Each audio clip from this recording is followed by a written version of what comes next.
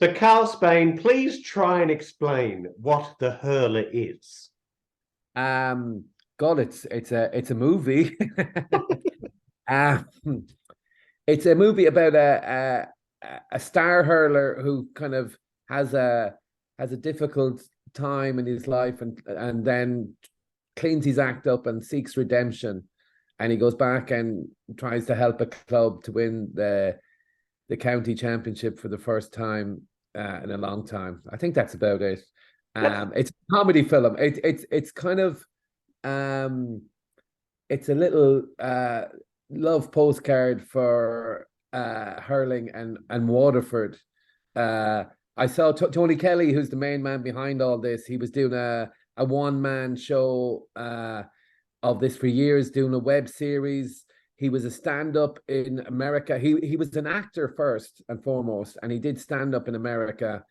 And he developed his own drinking problems. But he's been clean now for the last while. So I think his passion project was to get this movie made. And he certainly did that. It looks absolutely fantastic.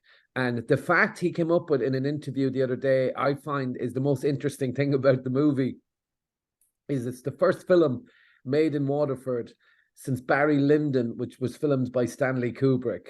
Wow. That's quite a claim to fame. And I have to say, from my recollection, it's probably the first proper film about hurling in the comedy genre anyway, that I've ever had. When I was a kid, so I was in my, I'd say early teens, there was a Clash of the Ash, which was a mini series in Ireland, which had hurling in it. And but it's just something that's not really used. I think it's because people might look at it as, oh, well, that's just Ireland as a market, as a marketing thing to go, that's just Ireland. But I think we're selling ourselves short. It's a very funny film. Excuse me. There's loads of comedy people in it. There's Dave McSavage, Mario Rosenstock, John Kenny, Tony himself, Stephen Ryan, a comedian, Marty Morrissey playing a lovely, funny version of himself. And people, I mean, the fact that Marty Morrissey is now adding actor to his CV, I mean, a person like you, Carl, you must be worried because he's pretty good at it. Just as long as he doesn't do stand-up. Well, that's what I'm saying. He'd be going for your job next. He's done yeah. He can dance, he can sing, he can act. He'll probably go straight to Hollywood, so we won't be competing for anything. No, but it's a lovely bit. So we all get our little bits, our little vignettes in the movie. So we all have lovely moments in it. And Tony drives the story on. Elva Trail, of course, who's fantastic. Came from the Jurassic World movie. Yeah, proper Hollywood stuff. Yeah, and then we're talking about what we're doing next. And I can't remember. We were all having dinner after one of the days. And she was off to Milan to film something with Alec Baldwin and other names. And we're all just like, oh, okay, yeah, I'm off to Portlaoise. Now, without giving too much away, Carl, your role is quite authoritative in this film. Two-sided question. How did you get hold of the script and how did you get involved? And tell us a bit about Garda, Karl. Well, it was, I think they were looking for someone to do the role. And I think Stephen Ryan actually suggested me, who's in the movie as well, a comedian from Limerick. And Tony knew who I was, but I'd never met Tony. And I went down, it was 2 or 3 days filming, and it was just great fun.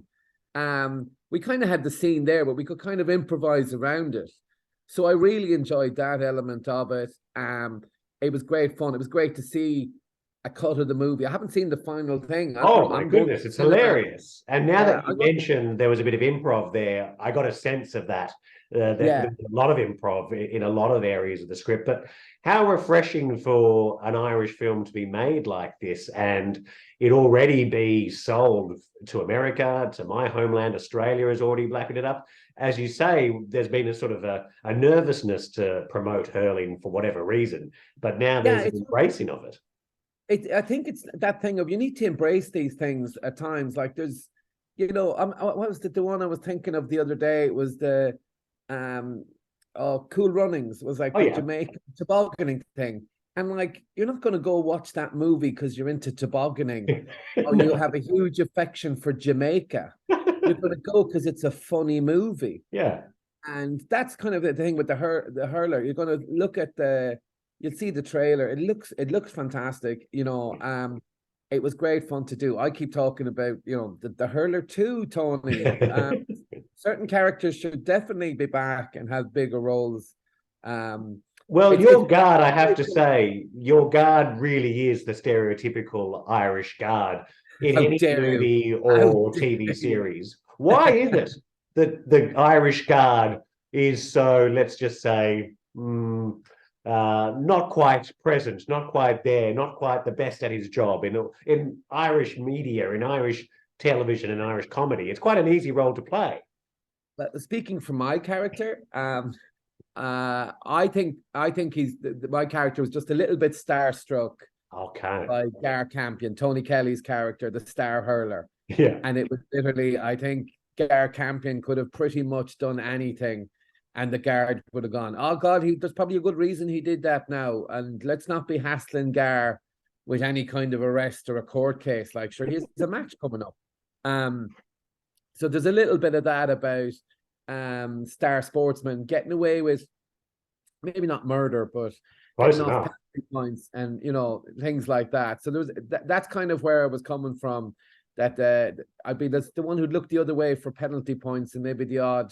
So there was no specific guard that you had as your inspiration for this? No, it was. It was in the moment. There was the scene I did. It's Gar being released was the first thing I filmed. Okay. And I had this idea of a little joke with a packet of sweets. Yeah. That we found a packet of sweets in him. Oh, they're disappeared. And then when Garrett leaves the scene, I'm eating the sweets. It was just that was the visual gag we thought of in the moment. So it was kind of, that was the platform then for the other scenes. And I think the other scenes, one of them was from before that. So it was weird that I'd already done. Oh, okay. Done the scene. But it was great fun. The script was already there, but it was just, we had the platform, as I say, to work off that then. So we could play around with it a bit and do a couple of takes. And I think that's what really freed people up. I know for Tony was saying Mario Rosenstock loved doing the straight acting. He's always playing different characters, but he got to play himself. Yeah. And he found that quite liberating and fun, Max Savage, who's in so much stuff, I enjoy. I remember once doing an audition for a thing, and I looked on the sides, a little bit of script I had, and it said director George Clooney. And it was Catch-22. It was a TV series a few years ago. And I was like, George Clooney is going to be looking at this. Oh my God, I'm not going to get this. Did the audition. No one I know is going to get this. And the part went to Max Savage. I remember going, oh my, I don't believe it. I literally, I don't know, was it in the audition that I kind of looked a bit, well, I'm not getting this. I'll do the audition. But it was a tiny part, not a tiny part. It was a small part in an episode. But I was going, Max Savage. I think he's flown to Italy, and he's there, and he's just looking. I think he was telling the story that he was just looking at George Clooney, going, "Oh my God, it's George Clooney!" And George Clooney is giving him instructions and direction. And he said, "I took in nothing because I'm just looking at him, going, it's George Clooney," and I would have been exactly the same. So I get a sense, you've already mentioned it there, you're wanting the Hurler 2. This is the beginning of something, a Hollywood calling for you, Karl. Is there scripts arriving at your house daily now? All you're talking the time, to agents. Absolutely. The writers' strike is over, so Hollywood is ready. Yeah, I think those writers might have been writing at home, and now when they see the Hurler, I expect it to come true. I think we'll think it's phone books arriving, because the fat envelopes that'll be coming through the door. I think it's definitely the start of stuff with Tony Kelly. I think Tony is a great talent, and he's certainly to get a movie made is difficult. You'll hear stories of like interviews with Matt Damon talking about trying to get this project off the ground, or Martin Scorsese going, I really wanted to do this. So when those people struggle to get a certain passion project made, you think, oh my God. But so for Tony Kelly to go and get this done, to get it made in Waterford, all the hoops he's jumped through over the years, I think it's a phenomenal achievement, and I think it's the start of a great career arc for Tony. And he should bring me along with him. Exactly. It's a little bit of a start of something for you too, Karl. Thank you for putting Waterford on show. Thank you for putting Hurling on show. Thank you for putting Irish cinema on show. Like I said to the world, this thing is in cinemas now in Ireland. It's going to America. It's going to Australia. You know, you're going to have to get security to look after you when you leave the house now, Karl, I think. I will. I think when people look back on Irish cinema in the future and they say The Guard, will they be thinking Brendan Gleeson or will they be thinking my role in The Hurler? It'll be a toss-up, I think. Yeah, there could be a space for you on that Hollywood Walk of Fame, I'd say. Yeah, you know, I should go over and just put one down myself first. Just claim a piece of pavement for me. Just knowing, look, no, we're going to have this in the future. Karl Spain, thank you for your time. The Hurler's out now. Cheers.